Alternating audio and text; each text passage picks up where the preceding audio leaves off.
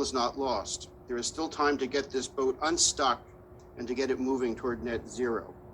So long as there is any fossil fuel left in the ground, there is still room to keep the climate from getting yet worse by making sure that it is left there and not dumped into the atmosphere. But the longer we delay, the worse things are going to get. Thank you. Again, that was Dr. Raymond Pierre Humbert, Halley Professor What'd of you Physics think? at the University of Oxford and lead author on the IPCC Third Assessment This next Report. one I like. Let's go to our next speaker, This Dr. one. Asha M. George, Executive Director, Bipartisan Commission on Biodefense. Biodefense.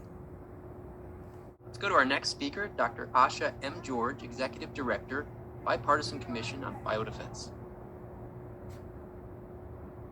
COVID-19 has revealed our national and global vulnerabilities to biological events.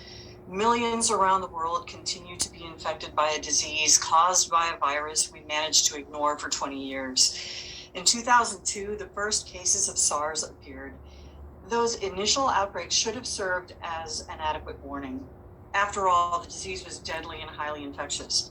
But we managed to control its spread and felt so comfortable that we halted research into a vaccine to treat it. As if that was not enough, we went through the same experience 10 years later in a different part of the world with MERS. We got it under control and forgot about it again. 7 years later, COVID-19 began. The notion that we will never again experience a worldwide disease event caused by SARS is utterly illogical. If we can bring an end to this pandemic soon, we should still expect another variant to arise within 5 to 7 years. The virus continues to mutate and defy our expectations, as well as our medical countermeasures. Let me also remind you that we have yet to defeat pandemic influenza, Ebola, cholera, and a whole range of weaponized biological agents.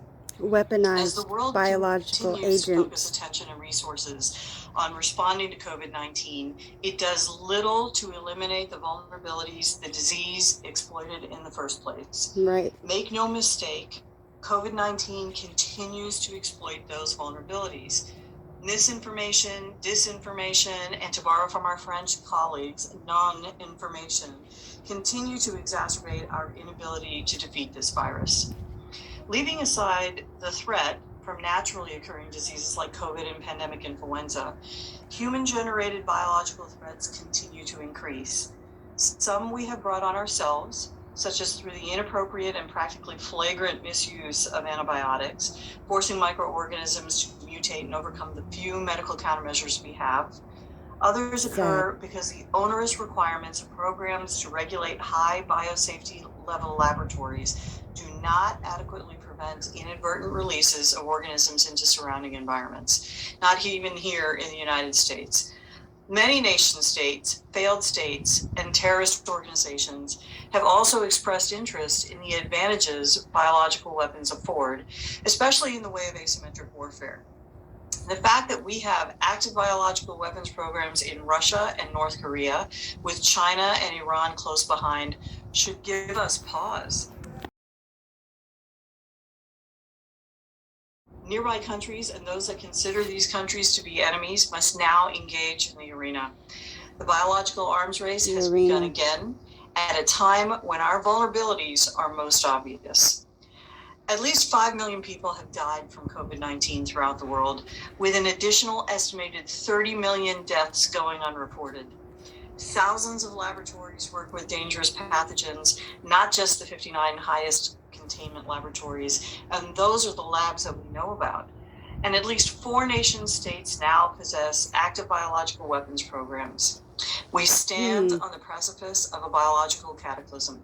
It will take very little more from this arena to push us right over the edge. You hear that, Tosh? Countries throughout the world should at least strengthen their ability to monitor for infectious diseases, no matter what the source. They should assume that outbreaks that occur in other countries will not stay confined there within their borders or regions. And they must take extraordinary measures now before biological weapons programs result in biological warfare. We find ourselves in the worst situation possible, having to prevent and prepare for the next biological event while simultaneously responding to the current pandemic. But we can do all of these things at the same time. We really can. Yes, there are many deadly threats to the world today, and yes, our resources are limited. But we can no longer afford to focus all of our efforts on other perils to the exclusion of the Biological threat. threat. COVID has made that clear. If we do, diseases and lives they take will push the second hand on the doomsday clock closer to midnight. We don't make it to midnight, you guys. Thank you When the again. hand That was hits Dr. Asha M. George. midnight, it's over. It's too late. We won't know when that's happened because that would be the final bang. Tasha, doesn't that sound to you like silent weapons for quiet warfare? You're going to remain quiet. Okay. You plead the fifth? Are you practicing your sovereignty? Are you practicing your UCC 1308? Is that what you're doing? Are you practicing your DS 11? Are you hearing me though?